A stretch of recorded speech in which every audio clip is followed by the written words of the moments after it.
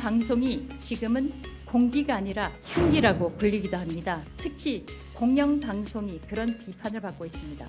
공영방송, 공영언론이 노동권력, 노동단체로부터도 독립해야 한다고 생각합니다.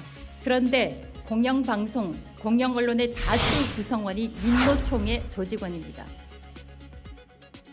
지명이 되자마자 공영방송에 문제가 많다는 취지의 말을 했죠. 바로 이진숙 방통위원장 후보자입니다.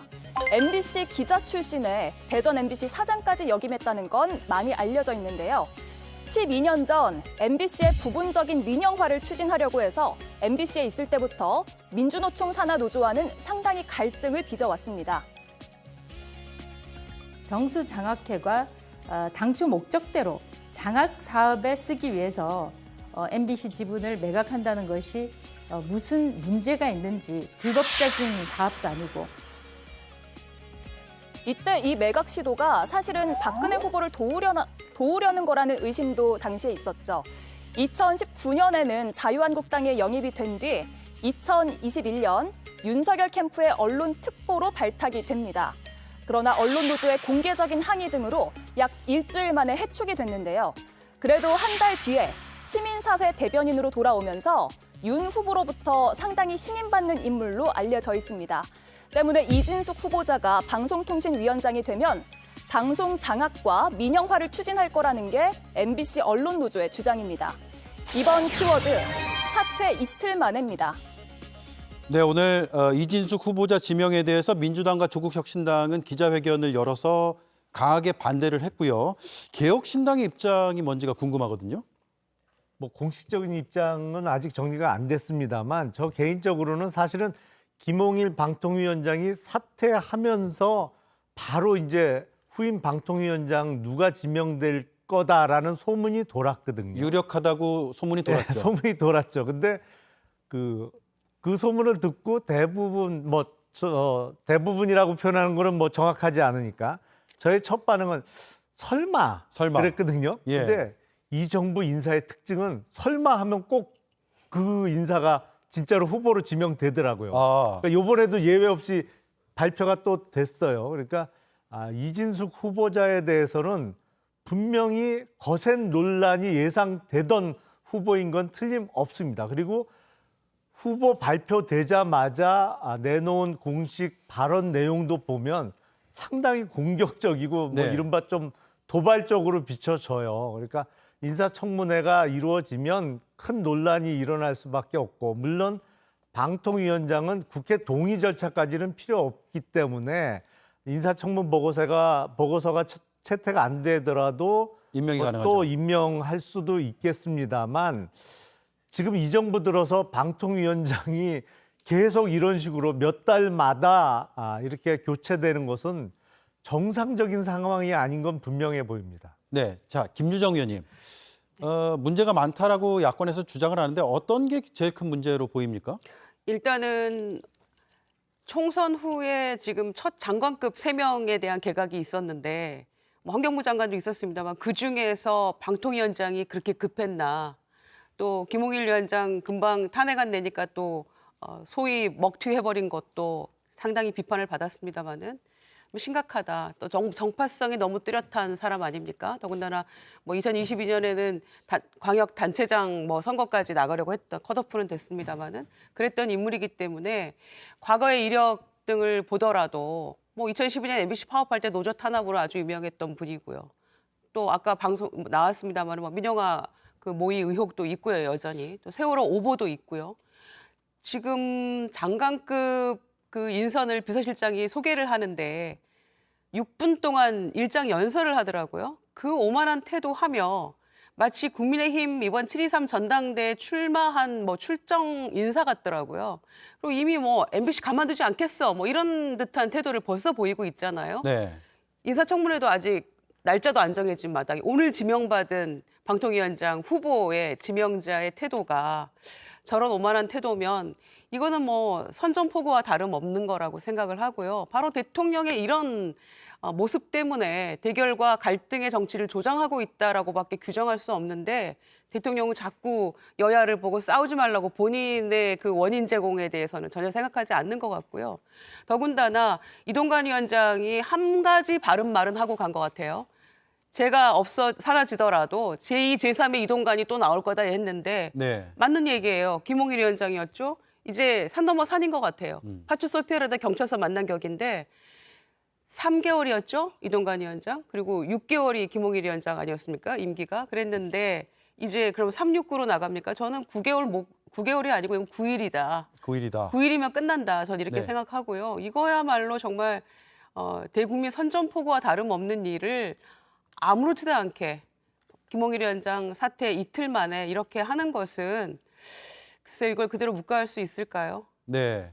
자, 선거 출마 경험 있는 인사가 방통위원장 후보자로 지명된 적을 저는 기억하지는 못하는데 그럼에도 불구하고 적합하다고 판단하는 이유도 여권에서 있을 것 같아요.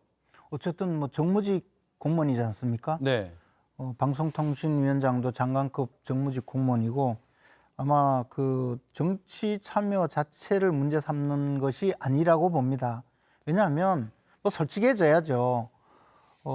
이진숙 후보자의 경우에는 사실은 이라크의 그때 당시로는 여기자가 종군 기자로 간 아주 특이한 경력에 상당히 센세이션을 일으킨 90년대 말씀하신 거죠. 현장에서 직접 그 송출을 한 기사를 본 그런 우리 국민들이 아직도 기억을 하죠. 그리고 방송사인 MBC에서 평생을 일하면서 지방 그 대전 MBC 사장까지 지낸 분이에요. 그러니까 저렇게 방송 현실에 대해서 정확하게 알고 있는 분도 드물죠. 그런데 그 이후에 사장을 마치고 나와서 그 국민의힘 소속으로 정치 참여를 했다는 것을 두고 지금 문제 제기를 하는데 저분이 적임자가 아니라 지금 공자님이 와도요 민주당은 똑같이 또 탄핵을 할 거예요. 왜냐하면 그러면 김홍일 방통위원장 그 앞에 있었던 이동관 전 방통위원장이 과연 어떤 위법행위를 위해서 탄핵 소출했느냐 그게 아니고 이분이 그 방송사의 인사권에 영향을 미칠 수 있는 임원의 추천권을 행사하지 못하게 하기 위해서 직무를 정지시키기 위해서 탄핵 소추 발의를 하고 탄핵 소추를 하려고 한 거거든요.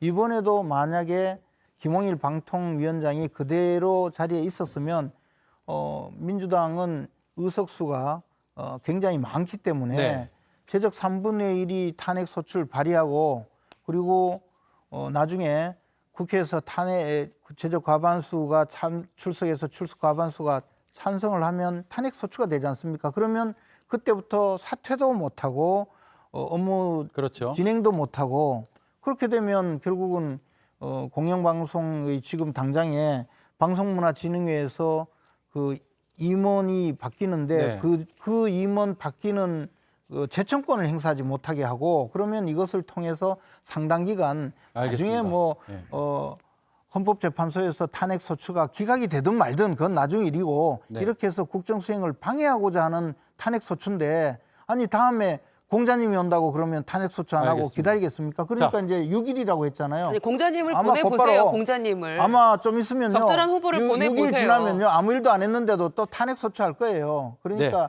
참 불행한 거죠. 자, 이게. 정리해야 마땅한 후보를 되거든요. 보내는데 왜 그렇게 합니까? 마지막으로 윤재관 의원님. 저는 MBC 언론 노동자 출신이기도 합니다. 오늘 방송통신위원회 신임위원장으로 MBC 대전 MBC 사장이었던 이진숙 씨를 지명한다는 기사를 봤습니다. 그에 대해서 정부 측에 한마디 드리지 않을 수가 없어서 이 자리에 서게 됐습니다. 먼저 윤석열 정부에 경고합니다. 금일 저는 방송통신위원회가 방송장악 적폐들의 집합소가 되고 있는 상황을 목도하면서 개탄을 금할 수 없는 마음으로 이 자리에 서게 됐습니다. 정부는 오늘 단 6달 만에 물러난 김홍일 전 방송통신위원장의 후임으로 이진숙 전 대전 MBC 사장을 새로이 방송통신위원장에 지명을 했습니다. 석 달 만에 물러난 이동관, 6달 만에 물러난 김홍일에 의해서 이제 이진숙은 몇 개월짜리 방송통신위원장이 되겠습니까? 정부 측에 강력하게 경고합니다. 공정과 신뢰를 바탕으로 운영돼야 할 방송통신위원회 수장을 방송 장악의 적폐 인사들로 채우고 바꾸고 다시 채우고 있는 이 황당한 상황을 우리 국민이 결코 용서하지 않을 것이다 라는 것을 명심해 두기 바랍니다. 방송통신위원회 존립에 대한 국민적 의문이 시작될 것입니다. 그렇게 방송을 장악해서 도대체 무엇을 감추고 무엇을 은폐하려는 것인지에 대한 실체 규명도 시작이 될 것입니다. 이진숙 지명자, 저도 잘 알고 있는 사람입니다. 2008년도 MBC의 정권 장악 야욕에 가장 앞장섰던 것으로 잘 알려진 인물입니다. 이명박 박근혜 정부 당시 정부의 MBC 장악 시나리오 실행을 가장 선봉해서 실행한 원조 부역자로 불리기도 했습니다. MBC 홍보국장으로 재직하면서 당시 김재철 사장의 입으로 불리었고 공정방송을 요구하면서 마이크를 뺏기고 광장에서 170일 넘게 투쟁을 해온 MBC 구성원들의 파업을 불법 파업 정치 파업 이렇게 규정을 하면서 왜곡을 했던 인물이 바로 이진숙입니다. 파업 과정에서 직원들을 사찰하기 위한 프로그램을 몰래 설치하는 것을 묵인하고 조장하고 방조했습니다. 세월호 참사 관련 MBC 보도가 유가족 폐쇄, 정보 비판 축소 등으로 국민적 지탄을 받았던 그 시기 보도본부장을 맡았습니다. 대전 MBC 사장으로 재직 시 90%가 넘는 구성원으로부터 사퇴 요구를 받기도 했습니다. 혹자는 말합니다. 그의 입은 거짓을 선동하고 국민을 기만했으며 언론을 흉기로 만들었다. MB정부 당시 국정원이 작성한 MBC 정상화 전략 문건에서 MBC 장악의 마지막 단계는 바로 민영화였습니다. MBC를 민간 자본의 품으로 넘겨 영속적으로 길들이겠다는 음모였습니다. 이진숙이 극비리에 추진하겠다고 밝혔던 민영화 음모는 당시 최필립 정수장학회 이사장과의 이진숙의 대화가 유출되면서 만천하에 알려지기도 했습니다. 입맛에 맞는 인사와 정부의 비판적인 프로그램 퇴출, 노조 무력화, 조직 개편과 민영화 등 MBC 장악 음모에 앞장섰던 인물이 바로 이진숙이었던 것입니다. 결국 이진숙은 2012년 MBC 기자회 역사상 처음으로 기자에서 제명되기도 했습니다.